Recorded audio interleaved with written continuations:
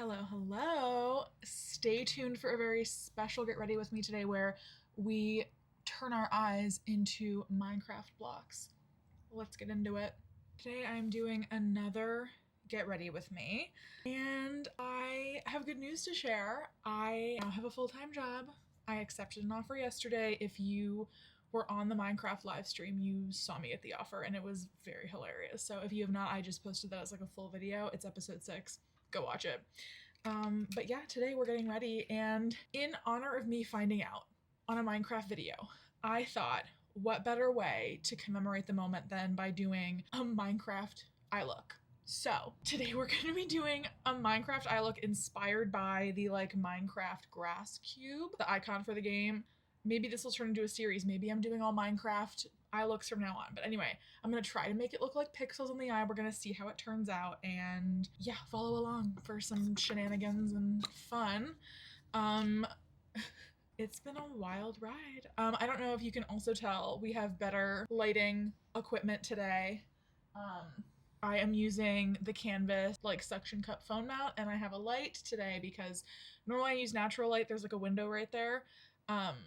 But today the clouds are out, so I do not have my normal natural light. But yeah, if you also saw, I posted to Get Ready With Me yesterday using a full face of Essence makeup. They have added me as an affiliate, so you can use my code or the link. I'll link it down below if you guys missed it, and you get 10% off Essence, which is amazing. My content on YouTube is not fully monetized yet. We are close, but we need to hit 1,000 subscribers to fully unlock all the monetization. So by using my code when you're making a purchase, you are helping support me. So I appreciate it. Thank you in advance. And I really liked the Essence Jelly Grip. Now this is a dupe for the Milk one. Elf has a really good dupe of this too. I normally go in with the NYX Marshmallow, but today I'm gonna do the Essence again because I really liked it. And guys, drugstore is good. Drugstore is good, especially an Essence or NYX. NYX is owned by the same company as L'Oreal Urban Decay, so when they come out with something, it's a few months later, but you're seeing the same technology, you're seeing the same formulas, so at the end of the day, it's essentially the same thing. But yeah, that primer, it's sticky. Sticky. Yeah, how are you guys? Drop down below how you're doing. I have been just absolutely loving content creation. I have another week off before I start this full-time gig, and I'm hoping to still keep up with content creation to an extent. 36 Days of Type is in a full swing. Design Club just hit 20 members. So, there's a lot of momentum right now, and I don't want to slow down. Obviously, I'm going to have to because I am now going to be working full-time, but I want to keep making, especially Minecraft and makeup videos. I'm getting ready in the morning anyway, so I think we'll continue doing these Get Ready With Me's, if that's cool with y'all. Definitely want to keep doing these, and Minecraft is the way I unwind every night after work. At my last job, and I'm gonna keep doing that. Minecraft has been a part of my life for 15 years, which dates me a little because I'm only 25. Calm down. But so pretty. And that's just the Rare Beauty. What's this? What's it called? Under eye brightener. I use the under eye brightener most days. It lifts. Yeah, Essence was really buttery yesterday. I'm actually gonna go in with Essence again today. I am foundation stick in the shade 6. So I'm going in with her. It's like butter, and you know what? It actually reminds me of the Christian Dior stick foundation. I have a video about foundation that's gonna be going up soon. But yeah, that's that's butter. That is butter. So I'm doing that again today. And I had a big zit right in the middle of my forehead. Gone. Where is she? But yeah, I got a job. I'm very excited. I was interviewing with someone yesterday, and they were like, "We did stalk you in your socials," and I was like, "Uh-oh." And we talked about, we had a really good talk about generative AI, and kind of the future of our industry. I'm in advertising. I'm an art director, and obviously there's this push to be using AI right now. Clients are intrigued, agencies, leaders are intrigued in using Copilot, ChatGPT, Midjourney, Firefly, and I personally have used Firefly. Now I know I talk a lot about generative AI. One thing that was a big goal for me at my last company was getting us to be carbon neutral. Oh my gosh, everything's falling. Everything's falling. So I've talked a lot about generative AI on here, and I had a good conversation with someone yesterday about it, and I've had to use it for work. I'm coming out, guys. I've had to use it for work before. When it first came out, there was a big push for it, and I really limit my use now. I will admit I have used generative fill in Adobe.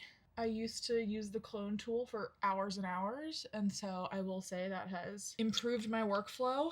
But yeah, in advertising, we use it for concepting, and before you get mad at me, my goal at my last agency was to make sure we were carbon neutral. I asked several times, I was like, guys, what are we doing to offset the carbon and the water usage from generative AI? And they were like, wow, that's a good question. I was like, thank you. That is why you pay me the big bucks. But no, truly, they looked into it and they had a 5-year plan in place to be carbon neutral. And that was really exciting. I also genuinely think the AI bubble is going to pop. I really do. We are not adopting it at the rate that these billionaires need us to. We're just not. We're not adopting it at the rate they need to be successful long term. There was a great Atlantic article about how the AI bubble is going to pop, and it's mirroring the 2008 housing crash, which is scary. You should be scared. You should be scared by that. I know I certainly am. But I think it's so important for us to address the environmental racism, to make sure that we have drinkable water in the year 2030. And I think the way that we can do that, or at least how I'm doing that, is by asking how we're offsetting it, by making sure clients know we never use generative AI in our final work. That's something that's really important to me, and I made sure that this company I'm joining is aligned with that and those values. And they were like, we see you're very anti-AI. That's like, will you not use it? And I was like, I can see it having its place potentially. I can see it helping us with concepting. Like I said, generative fill is very helpful. I mean, I'm an Adobe ambassador. I'm supposed to be promoting Firefly. And when I joined the ambassador team, I focused most of my content on Adobe Express because I use it every day. And I didn't feel comfortable promoting generative AI when a lot of my content is anti-AI. And using Adobe at work, using Firefly, I feel it addresses my ethical concerns more than environmental because, you know, all of the work that Adobe has displayed and is used in Firefly generation is from Adobe. It's from creators who use Adobe and who have submitted their photos to stock. And so I feel fairly comfortable using Firefly when I have to. That's not to say it's the first place I go. It is the last place. But yeah, clients have asked to use it. A lot of people comment, oh, you're going to get left behind. You're going to get left behind. I'm not getting left behind. I have booked 3 clients in the last 2 weeks who all reached out specifically because I don't use generative AI. In my work, when I am working with my clients freelance, I can't control what a large company does. I can control what I am doing. So while I am limiting my AI usage at an agency, I am going to continue putting 0 AI usage. I never use it in my work, and I'm going to continue to stand on that. So that's my little thing about AI today. I just wanted to share that because people know I work in advertising. It's come up before. People are like, you talk about being anti-AI, but how can you when you've used it? And it's a good point. A lot of people are like, you just don't understand it. I promise you I understand it. I have had to use it for work, and I limit my usage now. It's just not something that I need to be using. Clients get really hung up on AI, I've found. They like it at the start, and then clients start asking, hey, can we just keep it? And I've had to have conversations with clients where we're like, no, that was just a mock-up. That was just to quickly show you the idea. now we have to produce it with artists. Like, now we have to go in and we have to produce with artists. So we have so many films about AI being evil, and I think, when I saw the AI social media network where they were sharing humans' sensitive information, I was like, got it. And that's a good reason why I have not used ChatGPT or put my sensitive information into anywhere. And that's another concern with clients that we've had to face in advertising. We've had to talk about, like, hey, what are we doing with sensitive client data? Where's it going?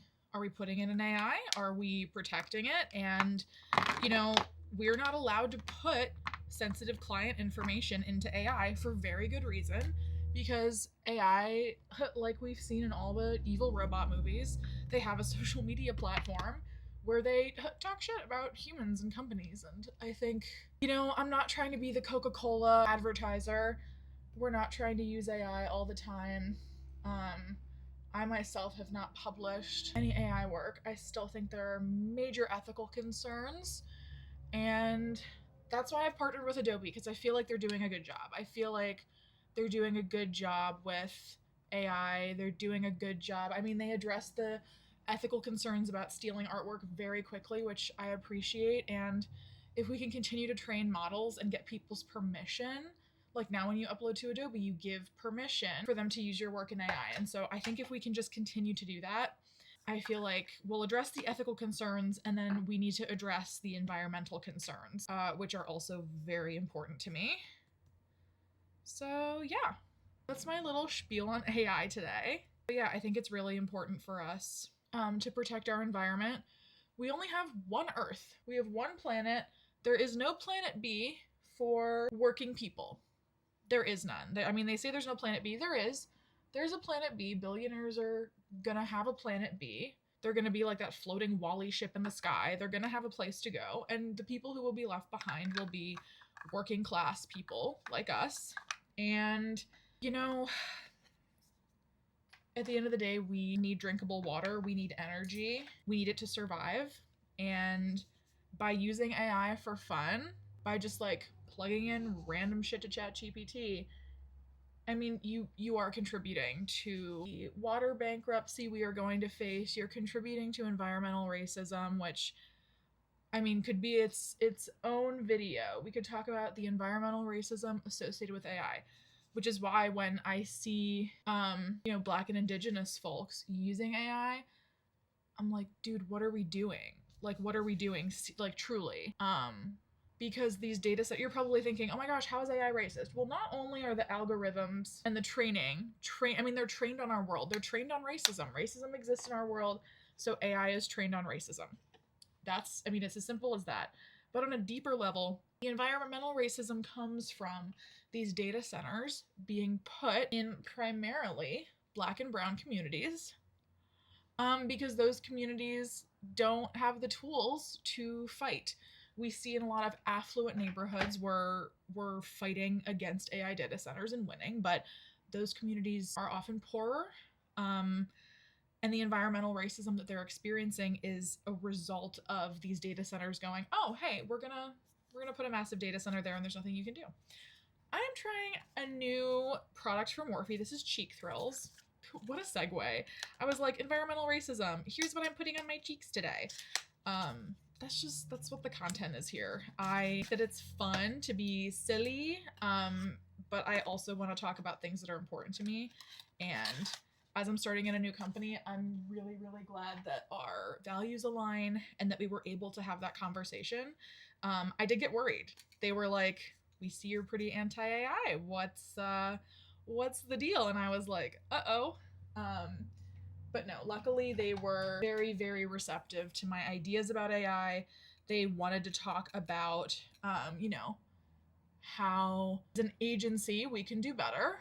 And I'm really excited to make that change happen. I think the change is going to come from us. The change is going to come from us not adopting these silly platforms, and change is going to come in our industries from pushing people to help save the environment, for educating. A big part of my content is education. I think it's important we know about the harmful impacts of AI And more than that, there's no ethical consumption under capitalism.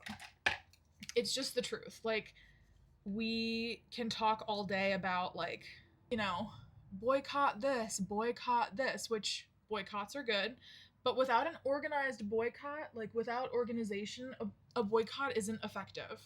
I'm just gonna say it. A boycott is not effective when it's not organized. So, like, Target, organized. None of us are going there. That is effective. What's not effective is shitting on disabled people who need to use Amazon because they can't go out. What's not helpful is shitting on, disabled people for using DoorDash or working for DoorDash. That's not helpful. It's not productive. And I really urge all of you to be kinder to yourselves, be kinder to people in your community. No war but a class war. We need to be going after billionaires. We need to be going after billionaires. We need to be going after mega corporations. I'm also thrilled that the agency I'm joining is small. It's under 100 people. We're not answering to some huge corporation. That was very important to me. And yeah, I'm just excited. I am just excited. I'm looking forward to everything that is going to come with this new job. I am excited to meet new people. I'm excited to work with them on everything I just discussed. I think it's important that we ask those questions. And don't be afraid to ask. I mean, there's a lot of reasons you don't want to ask. Like, I've worked with people who are immigrants before, and they need their job. They can't risk it. And so they don't feel comfortable speaking up. And it is for those people that we have to speak up. We have to make sure that our planet is livable. And yeah, that's really important to me. So thanks for listening. Thanks for listening to my spiel today. It just matters a lot to me. And I don't want people to think that I'm, a hypocrite saying one thing and then doing another. So I did want to talk about that. I wanted to talk about, how I've been asked to use AI at work, what I'm doing to limit that, and then what I'm doing to kind of work with people on the environmental impacts. So I just want to throw that out there. Again, I don't use AI in any of my personal work or any of my freelance work when I'm working with clients, but I think it's important I think it's important for you to evaluate sources of information. If you see a designer using AI, I think it's right to call them out. I've gotten a lot of hate for doing that, but I think it's important for us to take a stand. And, I think media literacy is so important. Too often, I think we're just trusting someone because they have a lot of followers. And I encourage you to evaluate the sources they provide. If anyone ever wants to fact check me, please do so. I am open to that conversation always. I think it's important. And yeah, stop using AI. I think, like, prices are rising. We had to pay almost $70 to fill up like a Subaru Outback the other day, and those expenses billionaires aren't fazed by those cost increases. Working people like us are. So when I say no war but a class war, I mean we need to be going after billionaires. Shitting on each other for where we shop is, I think, exactly what these billionaires want. It increases their stock value, and I think that we need to be wary of that. I think that that's what they want. They want us fighting. They want us divided, and when we do rise up, we need to do it together. I know a lot of you probably went to the No Kings protest. I did not this time. I did not. For me, I felt kind of uncomfortable at the last one I went to. There were a lot of people in costumes. I think that it is valuable work. I think that it's a nice rally. I think a lot of people are behind screens all day, and so it's really meaningful to get out and for them to see. Sometimes you don't know.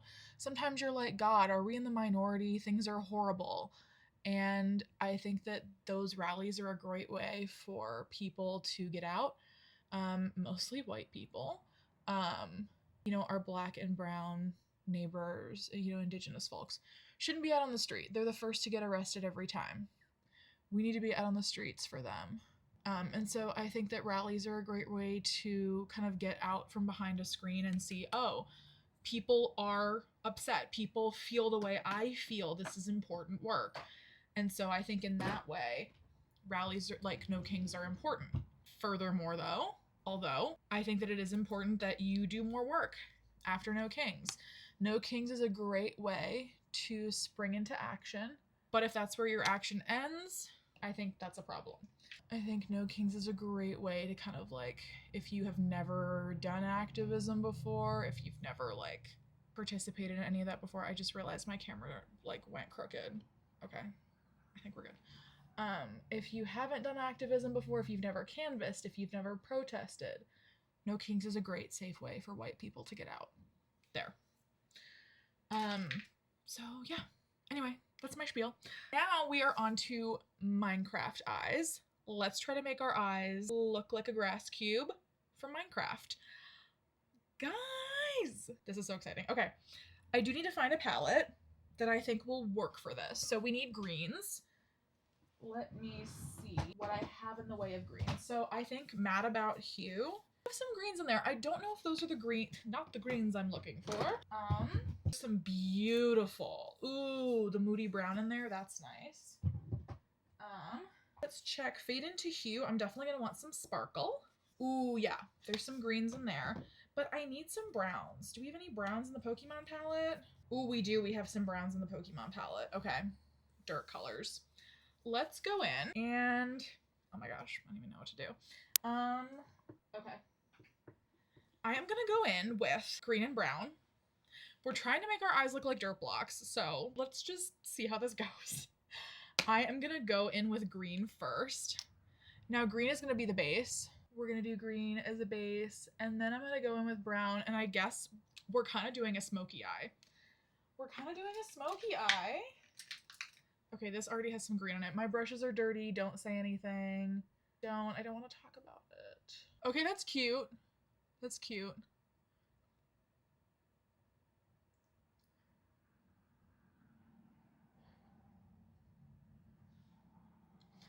Definitely, for some reason, more pigment payoff on this eye. Maybe I just put more down there. Let me see if I can build it up. Build it up over here. Guys, I hope this turns out. Sometimes I have an idea and sometimes you don't have the way to execute it. Sometimes it just doesn't work. I'm really hoping we can make this work. Going up into the eyebrow. Always blend up. You want to go in with a lighter hand. Okay. Very pretty. Okay. We have the green. Now I'm gonna go in with brown. I'm kind of scared. Okay, there's the brown.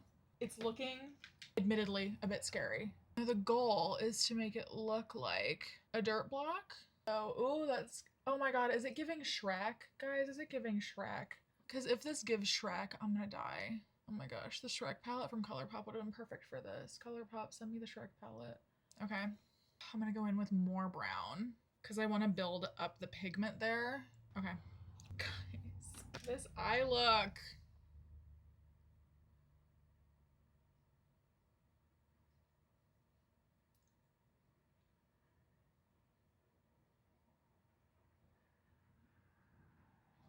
Okay. This eye look is so fun. Okay. Now, at the risk of it getting muddy, I think we need to go in with more green just for the base. Okay. I'm going in with more green. And then I think once this is blended, we'll be ready to do color, like actual pressed powders on top. Yeah, we needed to amp up the green. Oh, okay. Always blending up and out. Pretty, pretty. Ooh, okay. I feel like this green Super Shock shadow from ColourPop. This is from the Muppets collection they did, I think 2 years ago. Yeah, it's in the color Yay from Kermit. I think that's gonna be something. So now I'm gonna go in with the Pokemon palette because we have some greens and browns in there. And I'm gonna try to do squares. We're gonna try to do squares. I don't know how successful this will be. We're gonna try. I really need like an angle. Ooh, okay. This flat brush. This is gonna be what we use. And yeah, let's just go in. Let's try to do it. Okay. I'm seeing pigment. That's cute.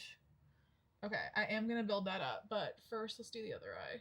I don't know how these creators do all one eye and then go in and do the second eye separately. Like, guys, what are you doing? Oh, It looks like a block. Okay. I'm gonna go in with Cinnabar Island now because I think I can amp up the color. Oh my god, guys. Holy heck. Okay. We're doing a square. Oh my god. Shut up.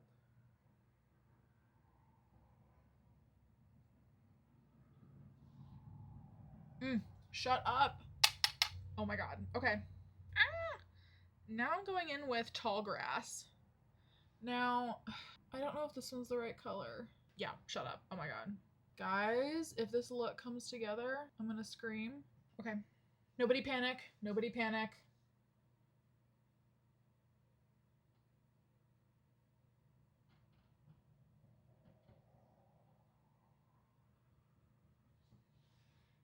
Guys, nobody panic.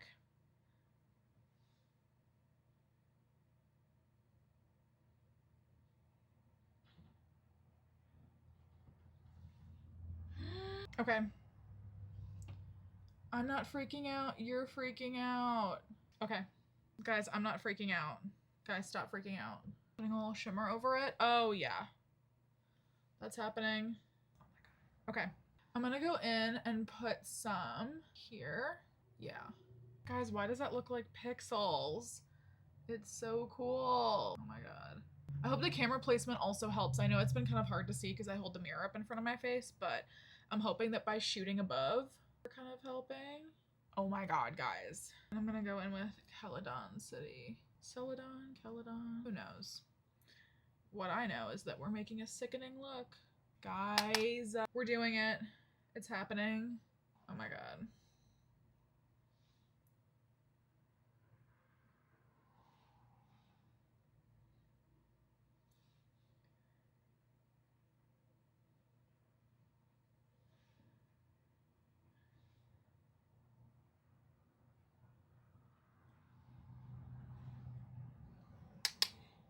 Oh my god. Okay, guys. Now I'm gonna go into Fade into Hue because we have more greens and we definitely need more green. I'm gonna go with a lighter green. This is gonna go between these two. Yeah, that's cool. It's all about pixels and different shades of green and brown. So we're just going in with different blocks of color. You need a flat brush for this. There's no other way. We can't get these crisp lines with like a rounded brush or even like a flat packer brush. I am getting some fallout, which is okay. It's okay. We'll go back in and amp up that color. Now I am gonna do, ooh, this is another green. Let's go in here. Oh my god. And I am still gonna go lighter on the inside just to kind of like amp it up.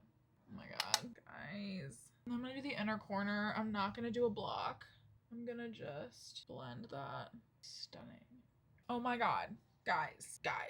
Holy shit. And then I think we'll do blocks of eyeliner just to like tie everything in together. Fun. Oh my god, guys. I am gonna go in with the Horse Girl palette because those browns are just stunning. I don't know if I have another flat brush. Yeah, we're just gonna keep going in with this one. I'm using both sides. I do a little bit of liner. I'm getting a lot of fallout. I'm trying not to worry about it. It doesn't look too clowny, does it? Maybe we need to add in some like specks. I am gonna take a break just to like dust off the fallout. Ooh, okay. I'm gonna go in with a very tiny brush and we're gonna do little pixel blocks off the edge of the eye. I think it's okay that it's uneven. Oh yeah. Oh my god, guys. Do we do one more? The pixel eyeliner, I think just about did it. I think it just about did it. Oh my goodness. Now I'm definitely going back in with some green. And I think we're gonna use the Mad About Hue because there's some lighter, more pastel greens, and I think we need that to tie the whole look together. We're close. We're not there yet. We're not there yet, guys. But I think we're close. Oh my gosh. Guys, we're doing it. How cool is that? I'm gonna go in with that small brush again, and I'm gonna get some of the darker bits. We're gonna layer in some darker bits in other areas just to like add some dimension. Now I'm kind of layering in so that we make it look like the actual texture on the blocks. Oh yeah. Ooh baby, we got a party now. Oh my gosh, we're doing Minecraft eyes. Okay. Guys, this is really coming together. I know I've spent a lot of time on the eyes, but I think we're getting close. I'm gonna go in with the final few bits. There we go. Cute. I am gonna go back in with some brown, just blending. Oh my gosh. I think I went a little dark on the inside. I'm gonna try to cover that up. There's so much shadow layered. We'll see if it holds any pigment. Okay, we're fixing it. Fixing.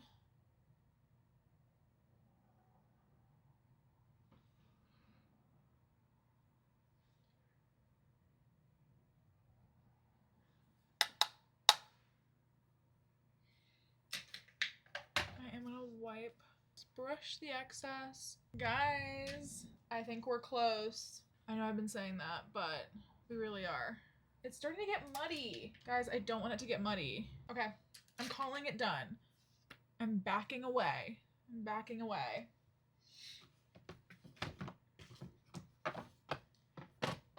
Eek.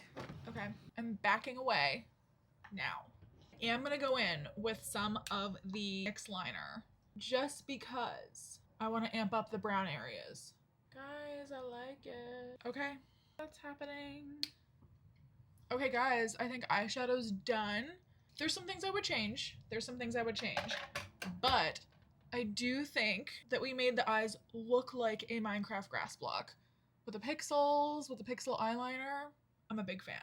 Now I'm gonna go in with the Essence Lash Princess. I do think that mascara is gonna tie this together. If I had a green mascara, we'd totally use it, but I think brown today is fine. So this is a primer. I had never primed my lashes before yesterday when I was doing the Essence video. So, okay. I think we'll do the Essence Burgundy on top. I did like it when I used it yesterday. Pack a little more under. Oh my gosh. We have a new cat, so there's cat hair everywhere. Ooh, okay. I think this mascara is good, but we are gonna have to go in with some Colossal Bubble on top. We're not going for like wearable. We're going for Minecraft blocks on the eyes. Okay, we're doing Minecraft. Guys, this look has taken almost an hour. It's gonna edit down to not be an hour, but this look has taken almost an hour. Oof. Yeah, do you see the difference? Definitely going in with more of that. I just recently started layering 2 different mascaras and it's changed my whole life. That's a joke if you couldn't tell, but it has really done wonders for my eye looks. Yeah, we definitely needed to go darker. Okay. I'm gonna go under too. I just want to. Okay. And those are the eyes. Do I look like a Minecraft block? The eyeliner, the pixel eyeliner, is my favorite part. I think I'll be doing that again. Okay, for lips, we have to go simple. We went so big with the eyes. The lips are like just gonna get lined, and I'm using Coffee and Flames. It is my favorite tint liner. World of very drying lip liners. This one is so creamy. I feel like I got another Coffee lip liner. I did. I also have the Coffee lip liner in Platonic, and I'm gonna just go under here. I always go under just to give the illusion of a fuller lash. Oh, not fuller lash, a fuller lip. And then we're going in with Sweet. So pretty. And then, as you all know, Life Proof setting spray. We really need Life Proof today for keeping the Minecraft makeup on. And then that is the final look. Oh my god, guys. This like green freaky eyeshadow, I'm loving it. Oh my god. Okay, thank you so much for joining me today as I do Minecraft makeup, and I will see you on the next one. Bye.